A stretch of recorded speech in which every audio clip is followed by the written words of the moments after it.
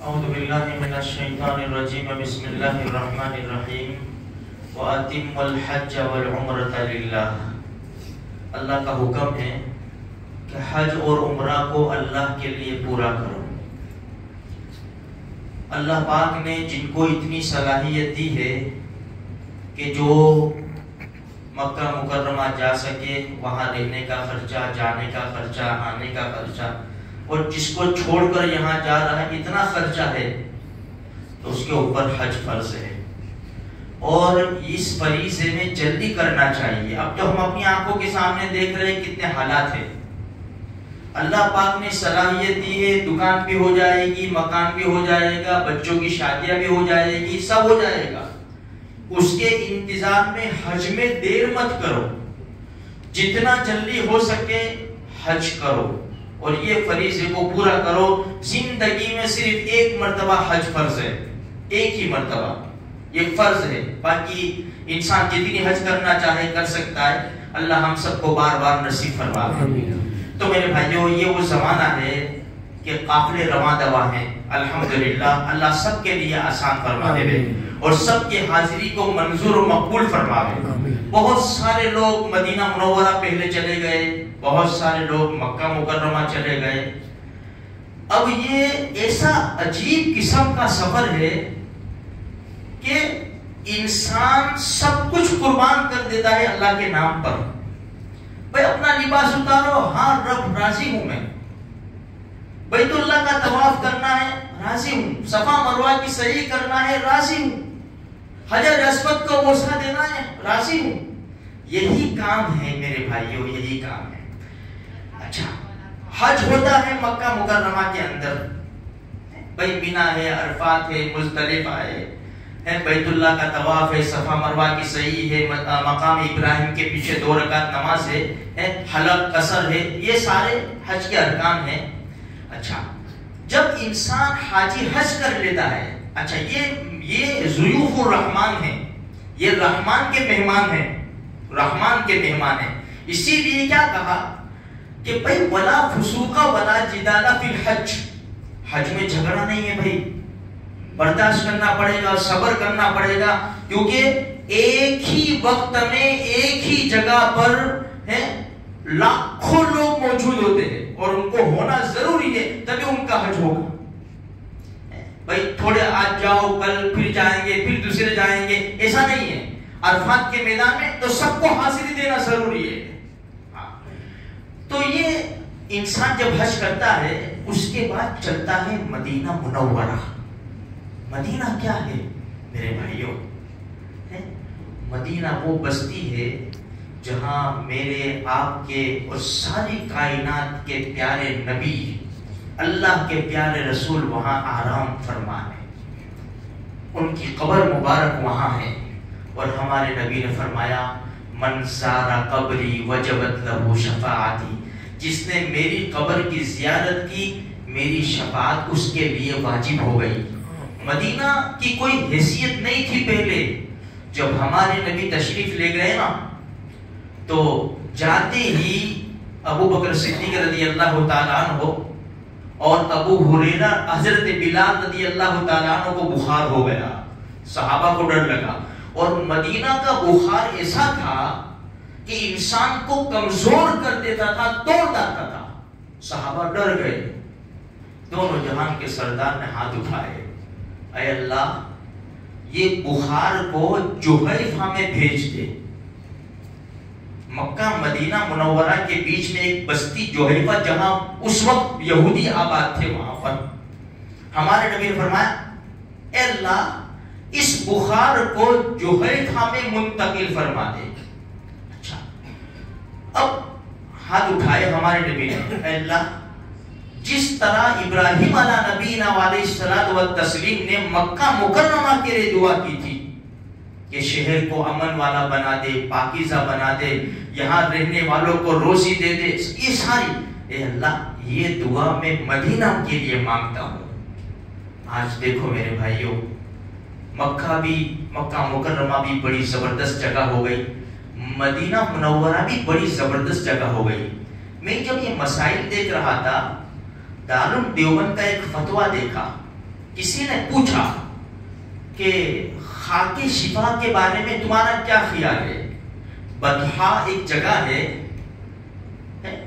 وہاں کی مٹی شفا ہے، جس کو خاک شفا کہتے ہیں.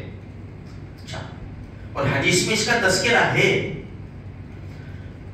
تو پوچھا گیا کہ خاک شفا میں کیا ہے، وہ بطحا کے پاس جو وہ ایک جگہ ہے وہ. تو جواب دیا گیا تم بطحا کی بات کرتے ہو، پورے مدینہ منورہ کی مٹی خاک شفا ہے. یہ ہے مدینہ منورہ. ہم تو کیا عزت کریں گے جو ہمارے بڑے لوگ تھے نا، بڑے لوگ وہ بغیر چپل کے چلتے تھے. یہاں تک کہ جو اللہ کے ولی تھے، جیسے امام اعظم ابو حنیفہ رحمۃ اللہ علیہ کے بارے میں بھی آتا ہے، وہاں فارغ نہیں ہوتے تھے، اپنی قضائے حاجت مدینہ منورہ سے باہر نکل جاتے تھے. ایسی بڑی زبردست جگہ ہے، سکون والی جگہ ہے. اس لیے میرے بھائیوں، جو جا رہے ہیں ہم ان کو مبارکباد دیتے ہیں اور ایک تھوڑی سی ریکویسٹ کرتے ہیں. دیکھو، ہم جس حاجی کو بھی ملنے جائیں نا، جانا چاہیے، ان سے دعا کی درخواست کرو اور کہو اللہ کے رسول کے روزے پر جب کھڑے ہو ہماری طرف سے سلام پیش کرنا اور کہنا وہاں اللہ کے رسول موجود ہے، یہ اللہ کے نبی. اس لیے کہ صحابہ کرام کو کوئی مسئلہ پیش آتا تھا، اللہ کے رسول کے دربار میں آ جاتے تھے. اور ابھی ہمارے نبی حیات النبی ہے، اپنی قبر مبارک میں زندہ ہے اور سلام کا جواب بھی دیتے ہیں. ہاں، عزت احترام کے ساتھ.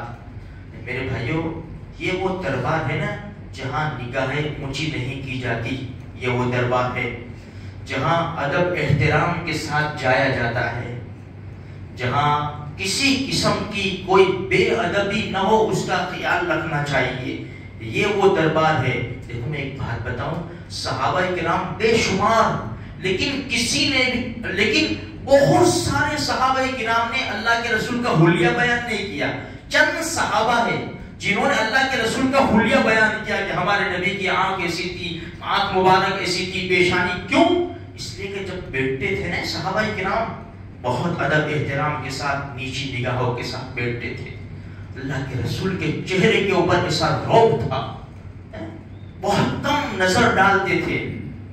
تو میرے بھائیوں، صحابہ کرام کے پاؤں کے نیچے جو مٹی آئی نا، ان کے پاؤں کے نیچے نہیں، ان کے گھوڑے کے پاؤں کے نیچے جو مٹی آئی نا، اس کے کروڑویں حصے کے برابر بھی ہم نہیں ہیں. تو پھر ہمارا حال کیسا ہونا چاہیے اللہ کے رسول کے دربار میں جاتے ہوئے؟ آج عجیب قسم کا معاملہ ہے. سیلفی اتنی عام ہو، اتنا بے ادبی ہوتی ہے. بیت اللہ ہے، بیت اللہ کو پیٹ کر کے سیلفی بناتے ہیں. اللہ کے رسول کے روزے کے پاس دیکھو میں پہنچاؤں، یہ پہنچاؤں، دل کی سلام پیش کرو. اللہ پاک حفاظت فرماوے میرے بھائی، حفاظت فرماوے. دعا کرو. یہ وہ دربار نہیں ہے میرے بھائیوں، یہ بڑا عجیب دربار ہے جہاں ادب کے ساتھ، نیچی نگاہوں کے ساتھ الصلاۃ والسلام علیکہ یا رسول اللہ، یا حبیب اللہ، یا خیر خلق اللہ. اس نیت سے کہ اندر سے میرے نبی ضرور میرے سلام کا جواب دیں گے. پھر آگے چلتے ہیں، غار یار آرام فرما رہے ہیں. ابو بکر صدیق رضی اللہ تعالیٰ عنہ ہیں جن کا امت کے اوپر بہت بڑا احسان ہے میرے بھائیوں.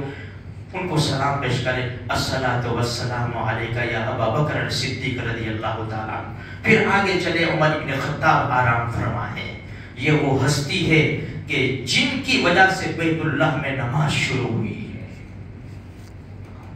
بہت بڑی ہستیاں ہیں یہ میرے بھائیوں. الصلاۃ والسلام علیکہ یا عمر بن الخطاب رضی اللہ تعالیٰ عنہ. پھر ہم چلے جائیں تو میرے بھائیوں، بس یہ دل جو ہے نا کبھی کبھی ٹکڑے ہو جاتا ہے کہ ہزاروں عاشقان رسول ابھی بھی ہوں گے، ابھی بھی لائن لگی ہوئی ہوگی دور دور تک. ہم جاتے ہی اس غرض سے ہیں.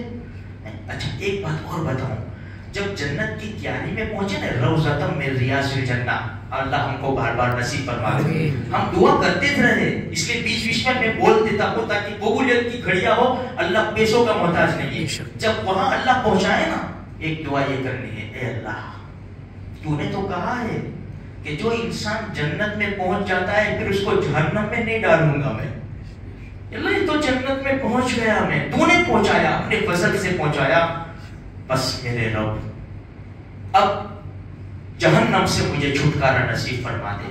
یہ جتنی بھی مبارک جگہ ہیں نا میرے بھائیوں، وہاں پر اپنے لیے تو دعا کرتا ہی ہے انسان، لیکن پوری امت کے لیے دعا کرے. ایک بات بتا کر اپنی بات کو ختم کروں. بزرگان دین میں سے مجھے نام یاد نہیں ہے، ان کے پاس ایک آدمی تشریف لا، حضرت میں حج کے لیے جا رہا ہوں. ڈھیر دعائیں دی اور کہا کہ جب اللہ کے رسول کے روزے پر پہنچے نا میرا سلام پیش کرنا. پھر کہا ٹھہر جاؤ. دیکھو پوری امت کی طرف سے کرنا ہو، اگر پوری امت کی طرف سے کرنے کا ارادہ نہیں ہے تو میرا بھی سلام پیش مت کرنا. تو میرے بھائیو جہاں ہاتھ اٹھائے ہم امت کو یاد رکھیں، خصوصاً غزہ اور فلسطین کے مسلمانوں کو یاد رکھیں، ہندوستان کے مسلمان، کشمیر کے مسلمان، سب مسلمان پریشان حال ہیں، سب کو یاد رکھیں.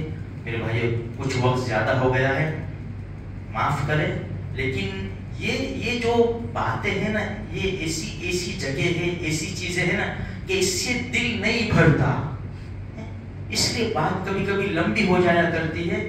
میرے بھائی بس ہمیں اللہ کے رسول سے سچا عشق اللہ پاک ہمیں نصیب فرمائے، اور اللہ کے رسول کے روزے کے اوپر کھڑے ہو، ہم سلام پیش کر رہے ہو، اندر سے جواب آ رہا ہو، بس اللہ سے یہی امید ہے. اللہ کہیں سنی باتوں پر عمل کی توفیق نصیب.